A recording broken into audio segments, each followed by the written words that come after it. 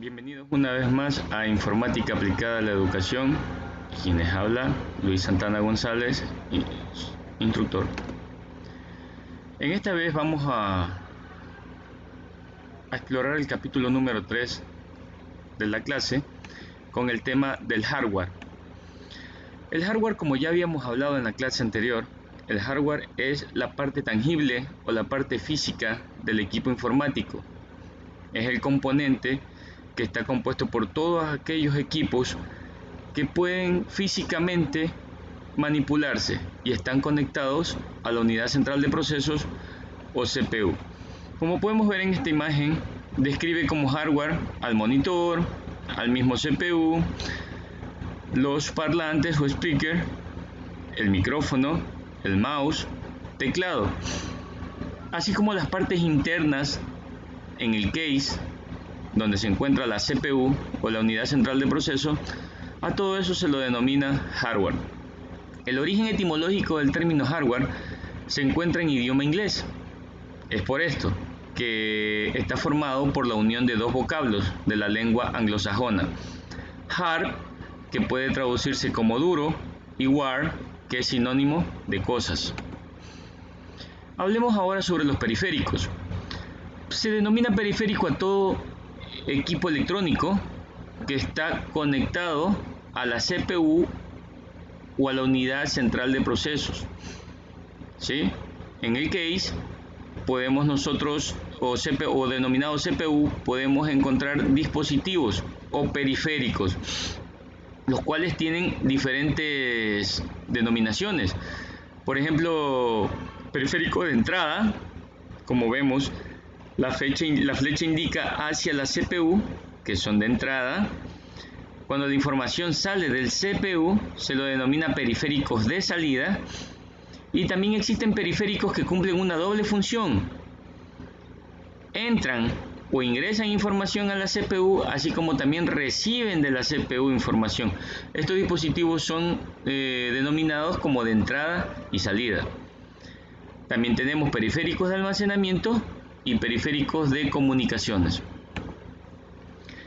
Como ya les dije, los periféricos de entrada son aquellos dispositivos capaces de ingresar información a la CPU, por medio del cual nos comunicamos con los sistemas de software o los programas. Nos podemos comunicar a través de estos dispositivos, como por ejemplo el teclado. En el teclado podemos digitar o ingresar información, entonces es denominado un dispositivo de entrada. La información que podemos enviar por el teclado viaja hacia la CPU, que luego de eso dará proceso o procesará esta información. De igual manera el mouse. Ya todos conocemos las bondades de usos del mouse. Podemos manipular la información, podemos manipular las interfaces de los sistemas por medio de este dispositivo. La cámara web o la cámara que va conectada en la computadora también es un dispositivo de entrada. El escáner, la pantalla táctil o el lápiz óptico también. El lápiz óptico es un dispositivo de entrada. Pantallas táctiles, micrófono, el sensor de código de barras, así como también en los juegos el joystick de mando para juegos. Todos estos dispositivos nombrados en este momento se los denomina dispositivos o periféricos de entrada, porque su función es enviar información hacia la CPU para que ésta la procese y rinda en algún momento algún resultado.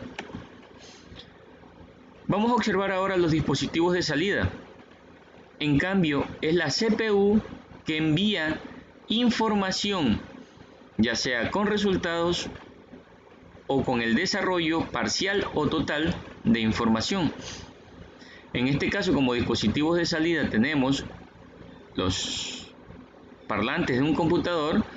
Vienen y nos dan sonidos que nos informan sobre el uso de la computadora. En la actualidad nos presentan música, nos presentan sonidos de aviso, nos dan alarmas. Entonces es información de audio. En la que es información visual, tenemos el monitor como nuestro dispositivo de salida. La salida de información viene de la CPU hacia este dispositivo que también nos exterioriza información. Luego de esto tenemos la impresora. La impresora es otro dispositivo de salida, porque es de aquí que nos imprime o nos impregna en un papel información que viene de la CPU y es perpetuada en un papel. Finalmente tenemos el proyector como otro dispositivo de salida. El proyector, al igual que el monitor, exterioriza a manera de videos la información que viene de la CPU. Con esto hemos visto un conjunto, aunque hay muchos más dispositivos de salida, pero lo vamos a ir viendo poco a poco. Lo importante es tener la idea de cuál es el concepto general de estos dispositivos, ¿verdad? Todo aquello que nos exteriorice, todo aquello que nosotros podamos obtener del computador es un dispositivo de salida. Vamos a ver ahora los dispositivos de entrada-salida. Son aquellos que cumplen la doble función, ¿verdad? Permiten obtener información de la CPU, así como también enviar información a la CPU y hacer un ciclo en doble vía de información en el manejo de la información. Tenemos el pendrive. El pendrive es un dispositivo en el cual podemos almacenar información y del cual podemos también obtener información. Los discos duros externos, al igual que el pendrive, ¿no? La CPU, ¿sí? O el case es un dispositivo denominado como de entrada-salida, porque es aquí donde se gestiona la información y es aquí donde la información entra y a la vez sale. Entonces también es denominado como un dispositivo de entrada-salida. La memoria micro SD está en el conjunto de los dispositivos de almacenamiento que también podemos ingresar información y a la vez obtener información. El compact disc, el DVD y un dispositivo de comunicaciones como lo es el router, también son dispositivos que envían información a la CPU y obtienen información de la CPU y también son denominados como dispositivos entrada-salida.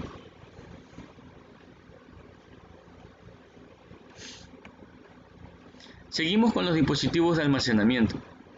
Los dispositivos de almacenamiento son aquellos en donde podemos, como su palabra lo dice, almacenar información.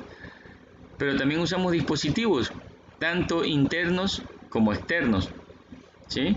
En la categoría de los dispositivos de almacenamiento internos tenemos el disco duro. Es un dispositivo de entrada-salida, pero también es un dispositivo de almacenamiento. Nos permite almacenar información. En esta categoría de los dispositivos tenemos los medios. Vamos a verlo por orden. Tenemos los medios de almacenamiento. Tenemos medios físicos y los medios en la nube o en el internet. Vamos a ver la primera parte. Como ya les comenté, el disco duro, la memoria micro SD, que también la utilizamos muy frecuentemente en los smartphones, la memoria SD, el pendrive y los discos duros externos. Todo este conjunto conforman los medios de almacenamiento físicos. Pero también tenemos en la actualidad medios de almacenamiento en la nube o en internet, ¿sí? Los famosos drive. Los drive son espacios que se crean en el internet, en servidores de internet, donde prestan el servicio de almacenamiento de datos, ¿sí?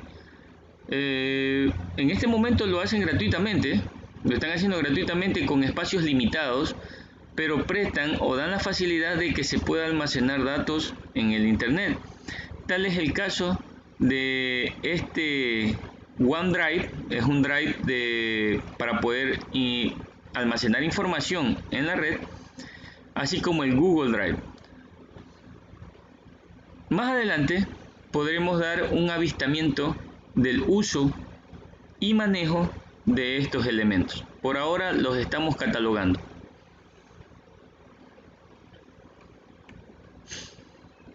Periféricos de comunicaciones. Como ya todos sabemos, señores, ahora la mayoría de los elementos o las facilidades que tenemos son los medios inalámbricos. Pero para esto necesitamos receptores y emisores. Nosotros este término de recepción y emisor se lo utiliza en los dispositivos de comunicaciones inalámbricas. Tal es el caso de los dispositivos Bluetooth, de los dispositivos Wi-Fi, de los dispositivos infrarrojos, ¿sí? Que son también gobernados por dispositivos físicos. No es una situación 100% inalámbrica. Tiene que haber un dispositivo físico que sirva como emisor de una señal. Y también tiene que haber un dispositivo que es el receptor. Por ejemplo, cuando hacemos uso de los smartphones, nuestro smartphone es un receptor de señal, ¿sí? Es un receptor de señal, está recibiendo señal. Claro que nosotros también enviamos y nos convertimos en emisores. Pero principalmente o de manera primaria tiene que ser un receptor, porque lo primero que necesitamos es señal de internet. Si no tenemos internet, entonces tampoco podemos hacer de emisores. Entonces, la categoría primaria es ser un receptor. ¿Y quién es el emisor? Pues el emisor son aquellas antenas que nosotros podemos observar en la actualidad en partes altas, en montañas muy altas. Vemos antenas grandes que pertenecen a las compañías de telecomunicaciones. Este ejemplo les estoy dando solamente con lo que es smartphone, ¿no?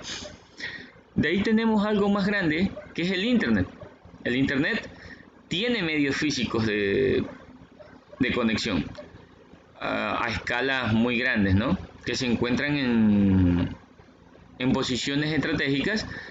En nuestro país hay algunos proveedores, pero ellos dependen también de otro proveedor más grande, y estos emisores de la señal nos permiten estar conectados. Gracias a esto es que nosotros podemos decir que tenemos el internet de manera inalámbrica, que lo tenemos en nuestros teléfonos. En nuestras casas podemos conectar un dispositivo como un router, y el router distribuye de manera inalámbrica el internet a todos los dispositivos que tengan el acceso a él, ¿verdad? Tenemos dispositivos GSM. ¿A qué me refiero con los dispositivos GSM? Los dispositivos GSM son aquellos que se enlazan con la telefonía celular, necesitan de un chip para poder identificarse dentro de la red y poder así gestionar datos. Es muy interesante esto. También tenemos los dispositivos PCI, que son aquellos que van instalados dentro de la CPU, pero que nos permiten también tener una conexión alámbrica a los dispositivos inalámbricos. También es opción eso. Entonces, señores, todos estos dispositivos también son parte del hardware, los dispositivos o los periféricos de comunicaciones, que nos sirven de emisores y receptores y a la vez nos permiten la comunicación inalámbrica, pero que también son partes del hardware de las computadoras.